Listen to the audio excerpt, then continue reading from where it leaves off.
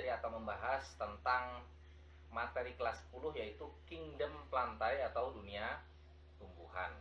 Nah, tumbuhan itu merupakan organisme eukariotik berklorofil, ya, sehingga memungkinkan tumbuhan itu untuk berfotosintesis, kemudian bersifat autotrof. Jadi karena adanya aktivitas fotosintesis inilah tumbuhan disebut sebagai organisme autotrof, bisa menghasilkan makanan sendiri. Kemudian selnya itu memiliki dinding. Nah, ini yang membedakan tumbuhan dengan hewan, ya. Nah, baik, secara umum itu tumbuhan diklasifikasikan atau dibedakan menjadi tumbuhan non-vaskuler dan tumbuhan vaskuler. Non-vaskuler artinya belum memiliki pembuluh angkut, sedangkan yang vaskuler itu sudah memiliki pembuluh angkut, xilem dan floem, ya. Nah, selanjutnya tumbuhan itu secara garis besar dikelompokkan menjadi 3 divisi. Yang pertama yaitu divisi Bryophyta atau lumut. Nah, ini dia, lumut. Kemudian yang kedua divisi Pteridophyta atau tumbuhan paku. Nah, ini dia contohnya, tumbuhan paku. Kemudian yang ketiga Spermatophyta atau tumbuhan biji. Nah, ini dia contohnya. Nah, kita akan membahas satu persatu dari 3 divisi ini. Ya, yang pertama adalah tumbuhan lumut, ya. Nah, ini dia saya pegang, tumbuhan lumut. Nah, ini lumut merupakan tumbuhan peralihan dari tumbuhan Talophyta ke Cormophyta. Jadi Talophyta itu tumbuhan yang terdiri atas talus, ya, atau lembaran-lembaran, sedangkan Cormophyta itu tumbuhan yang sudah bisa dibedakan antara akar, batang, dan daunnya. Nah, tapi lumut ini di antara itu. Jadi tumbuhan peralihan antara Talophyta dan Cormophyta. Kenapa? Karena ada lumut yang berupa lembaran, contohnya pada lumut hati, ya, Marchantia. Tapi ada juga yang sudah menyerupai akar, batang, dan daun. Nah, contohnya pada Polytrichum ini, lumut yang ini. Kemudian berkembang biak, ya, itu dengan spora. Nah, lumut dikenal juga sebagai organisme atau vegetasi perintis karena lumut dapat tumbuh di suatu tempat sebelum tumbuhan lain dapat tumbuh. Nah, tumbuhan lumut ini secara garis besar dikelompokkan atau diklasifikasikan menjadi 3. Yang pertama yaitu lumut hati atau Hepaticopsida. Itu contohnya adalah Marchantia polymorpha. Kemudian yang kedua yaitu lumut tanduk atau Anthocerotopsida. Dan yang ketiga yaitu lumut sejati atau lumut daun, yaitu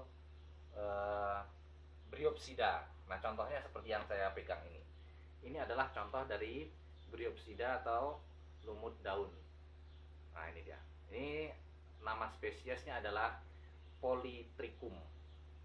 Untuk divisi yang kedua yaitu divisi Pteridophyta atau tumbuhan paku.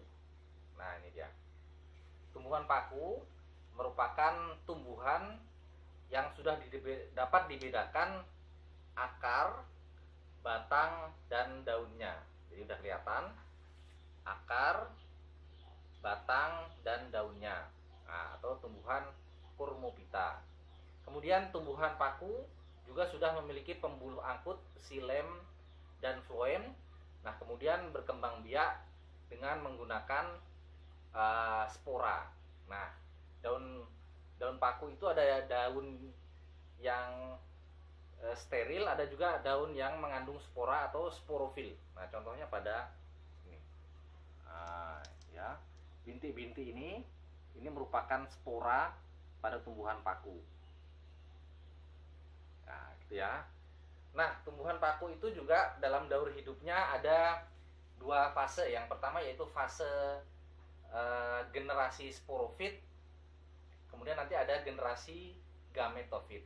Nah, generasi sporofit itu adalah tubuh paku ini sendiri. Nah, tumbuhan paku ini adalah generasi sporofit karena pada saat tumbuhan ini itu menghasilkan spora. Nah, ini namanya generasi sporofit. Nah, ketika spora yang sudah masa jatuh, dia akan berketambah menjadi protalium. Nah, protalium itulah yang disebut sebagai generasi gametofit. Nah, itu ya. Nah, tumbuhan paku sendiri itu dikelompokkan menjadi 4. Yang pertama adalah paku purba. Nah, nanti di akhir video akan kita tampilkan gambarnya. Kemudian yang kedua ada paku ekor kuda. Nah, ini juga akan kita tampilkan di akhir video. Dan yang ketiga adalah paku kawat atau Lycopsida. Ini dia paku kawat contohnya, teman-teman. Nah, ini contoh dari paku kawat. Ya, jelas ya. Nah, ini bentuknya cantik ya. Bisa digunakan untuk tanaman hias. Kemudian yang terakhir yaitu paku sejati. Nah, ini dia. Atau Pteridopsida. Jadi banyak sekali macamnya seperti ini. Kemudian ini juga.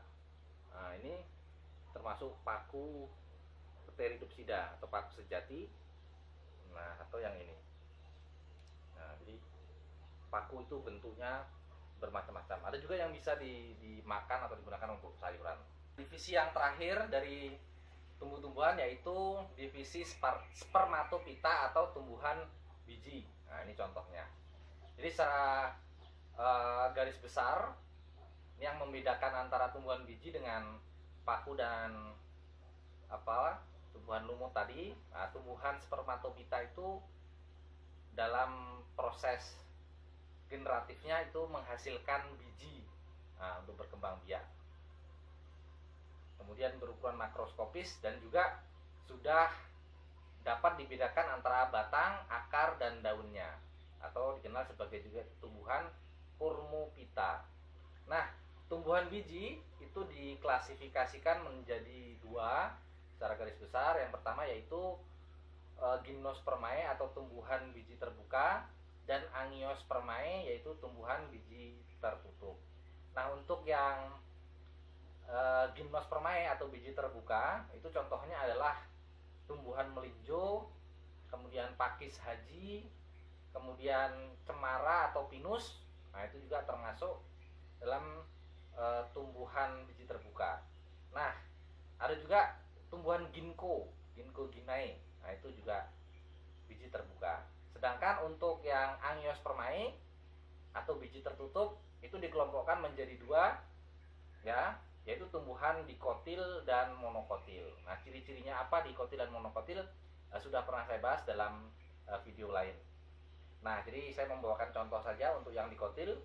Ini diwakili oleh tumbuhan mangga ya, sedangkan yang monokotil atau berkeping satu itu sawit. Nah, ini bijinya.